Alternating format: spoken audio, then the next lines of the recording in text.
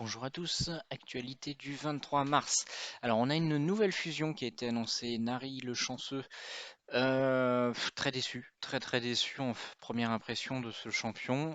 Il apporte des nouveaux décrises, des nouveaux des buffs de précision, des buffs de résistance. Mais comme je vous l'avais déjà expliqué, moi je préfère le pendant inverse qui existe déjà, c'est-à-dire l'amélioration de précision et l'amélioration de résistance, là pour le coup, plutôt que d'aller chercher à mettre des debuffs sur l'adversaire. Donc c'est un champion, je vois absolument pas où est-ce qu'il pourrait servir. Pour moi, il n'y a même pas l'ombre d'une opportunité de le jouer quelque part. Donc très décevant sur le papier.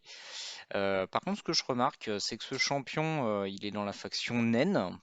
Pour le moment, j'ai envie de dire, il a quand même une bonne tête de gobelin. Donc si on regarde dans les récompenses quotidiennes, on a également Gurda, Brasse-Marais qui va arriver, enfin on a des fragments, elle va arriver très prochainement. Elle a aussi une tête de gobelin, elle est aussi dans la faction naine pour le moment. Je me demande si à partir du moment où ils vont faire une release d'un certain nombre de factions, que si on va pas avoir une faction naine qui va apparaître. Une faction Goblin qui va apparaître ici. Donc ils vont sortir les champions de la faction naine pour les mettre dans la faction cachée qui va s'appeler Gobelin. Ou assimilé quoi. Peau verte. Voilà. Donc je me demande si ça va pas arriver. Bon, pour le moment, les deux legs qui se profilent sont quand même pas fameux. Gurda est un peu près jouable, mais Nari là, ça ressemble vraiment à rien. Qu'est-ce qu'on a d'autre? On a l'exercice de fusion donc, avant la fusion de Nari. Donc il faut faire 20 points tous les jours en invocation pour le coup. D'habitude, c'est pas comme ça qu'on les fait. Donc 20, c'est 20 éclats verts ou alors 2 éclats bleus. Je vous conseille vraiment d'ouvrir des éclats verts pour les faire. Donc vous en faites 20, on peut pas en faire plus que 20 par jour. Donc ouvrez 20 par jour et puis tout se passera très bien pour vous. On a un pillage de donjon qui commence demain, une amélioration d'artefacts. Bon, on peut vraiment la sauter. Moi, je sais que j'ai toujours beaucoup d'artefacts à ouvrir, donc je le fais régulièrement. En gros, je les garde niveau 0 et je monte tout à +8. Faut vraiment que vous montiez tous les artefacts que vous gardez à +8 pour savoir si vous allez les garder ou si vous les supprimez. Donc ça me permet, en fait, ce genre d'événement me permet de faire du tri dans ma box. Et c'est pour ça que j'ai besoin d'en faire régulièrement. Là, c'est quasiment que du +8, hein, c'est même pas du +16. J'avais peut-être 3 +16 à faire sur des nouveaux stuffs que j'ai eu, mais je force vraiment pas les +16, c'est vraiment je fais du +8 pour faire du ménage. En récompense, c'est bon, un tome épique, c'est pas mal. Ça, les minerais du chaos, à part les minerais du chaos Six Star légendaires, et pour moi, ça vaut pas grand-chose. En gros, ça permet d'avoir un reroll sur une pièce. Généralement, ça va plutôt être du stone skin.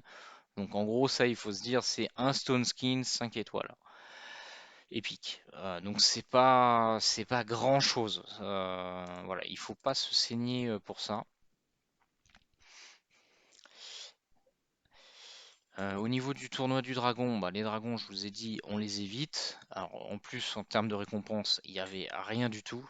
Donc les gemmes, les poulets, ça compte pas, hein, parce que ça, vous allez dépenser tellement de ressources pour pouvoir retrouver ces ressources-là que c'est comme si ça valait rien du tout. Et le dragon, c'est vraiment de l'argent à perte.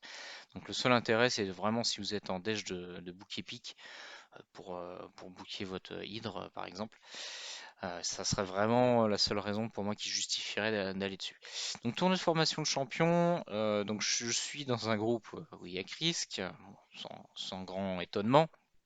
Donc comme je vous l'avais dit, on en est au premier jour, donc il s'est écoulé une dizaine d'heures, et on a déjà le premier qui a 36 000 points, tandis que moi qui avais fait j'avais juste gardé mes champions à up, on va dire. Donc je gardais niveau 30 pour les faire justement pendant ces events pour faire un petit peu de points. Voilà, en jouant, on va dire normalement et en gardant des ressources logiquement. Donc j'avais fait 14 000 points au dernier training. Et donc là, je suis même pas à 1000. Voilà. Donc pour vous dire que quelqu'un qui a 36 000, il a vraiment balancé énormément. Et il va devoir maintenir ce rythme-là pendant 6 jours et 15 heures. Le gars, il va pas dormir, il va mettre des ressources impressionnantes sur son compte, mais vraiment, vraiment impressionnantes. Donc là, on parle, je sais pas, de 5000 euros pour pouvoir faire le tournoi. Donc voilà. Est-ce que ça vaut le coup de mettre 5000 euros, d'être no life pendant 6 jours pour une chance d'avoir le Chris? C'est peut-être même pas lui qui l'aura, hein. On voit, ils sont plusieurs à jouer en plus. Les autres n'ont pas lâché. Voilà. C'est un tournoi qui se déroule sur 6 jours, donc même lui, il peut se dire, il peut même pas se dire, je suis premier, c'est la fête, je continue de payer et tout. Est-ce qu'il est capable de tenir ce rythme-là pendant 6 jours?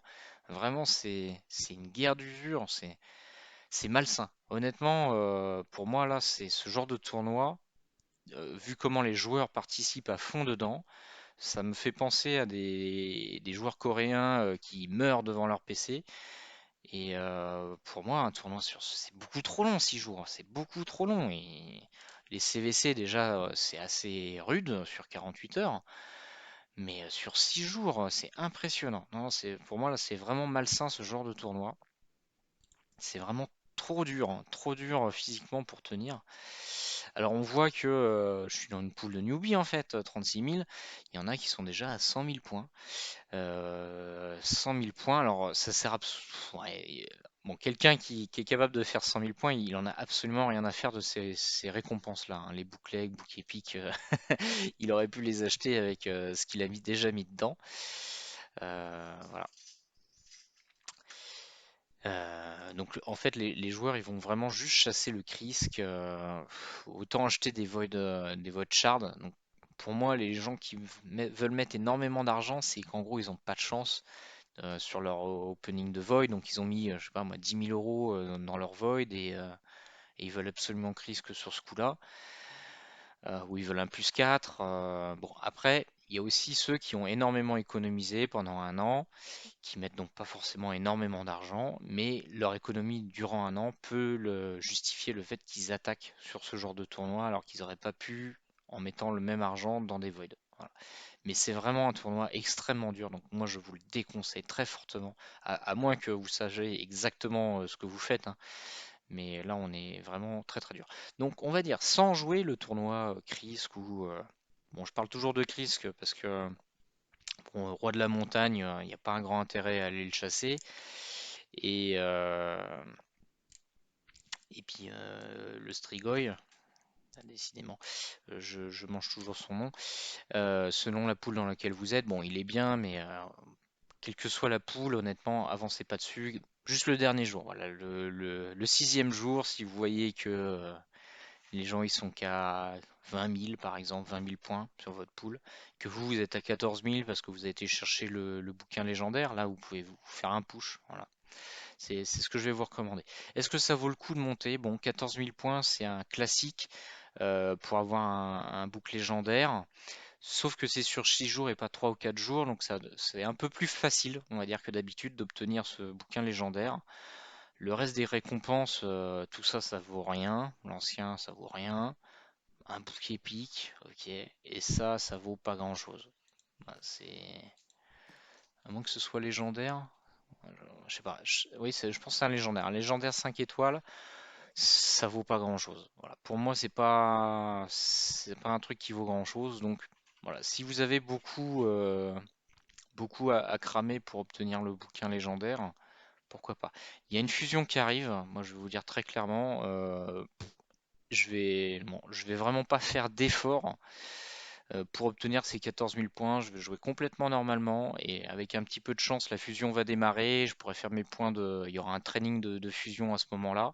Donc je vais faire des points pendant le training de fusion et avec un peu de chance, ça fera monter dans le tournoi. Donc voilà, j'espère que ça va se chevaucher. Donc vraiment, euh, économiser d'ailleurs, en disant ça, je regrette un petit peu d'avoir fait 1000 points pour vous dire à quel point, pour moi, il faut pas participer à ça. Voilà. C'est tout pour l'actualité de ce jour. Et je vais vous parler maintenant du takeover du compte de Septine. Alors Septine, c'est un ancien clanmate avec qui j'ai joué pendant plusieurs années. Ça fait longtemps qu'il est en pause, donc un peu plus d'un an.